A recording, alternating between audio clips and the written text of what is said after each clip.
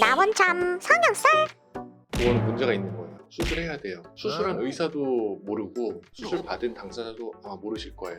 100분 계시면 한 정도? 안녕하세요. 나나TV 황동현 원장입니다. 반갑습니다. 오늘은 좀 독특한 사연을 보내주셨네요. 읽어드리겠습니다.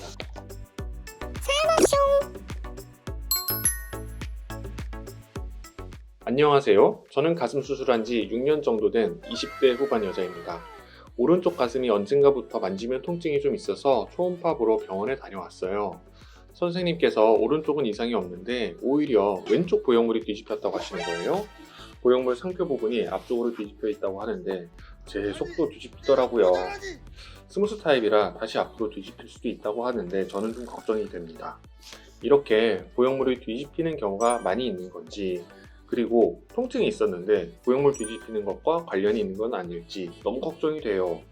다시 되돌릴 수 있는 방법이 있을까요? 선생님 도와주세요.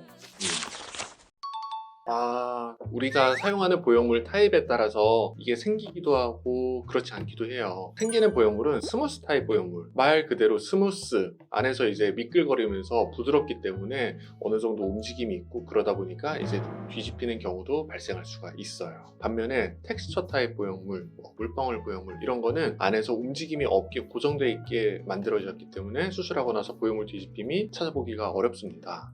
텍스처 타입 보형물, 물방울 보형물은 뒤집히는 순간 내가 원래 갖고 있던 그 가슴 모양에서 다른 모양으로 바뀌는 거니까 그런 경우는 문제가 있는 거고 재수술을 해야 되는데, 스무스 타입 보형물이 뒤집혔다 이러는 거는 전혀 문제 없습니다. 스무스 타입 보형물은 그렇게 어느 정도 뒤집힐 수도 있다를 가정으로 우리가 수술하는 거기 때문에 괜찮습니다.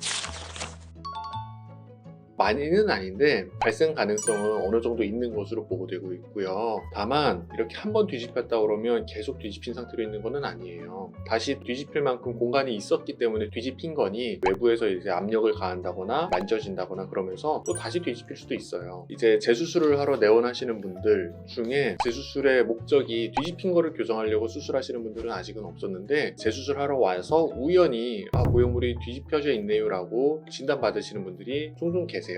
100분 계시면 한 두세 분 정도? 빈도상으로 많지는 않죠. 근데 계시긴 하더라고요. 촉진으로는 알 수가 없죠. 피부가 정말 극단적으로 얇아서 보형물의 패치를 내가 느낄 수 있는 정도다 그러면 뭐 알 수도 있겠지만, 그 정도로 피부가 얇은 사람은 없으니까 대부분은 이제 초음파 검진을 통해서 우연히 알게 되는 경우가 대부분이에요.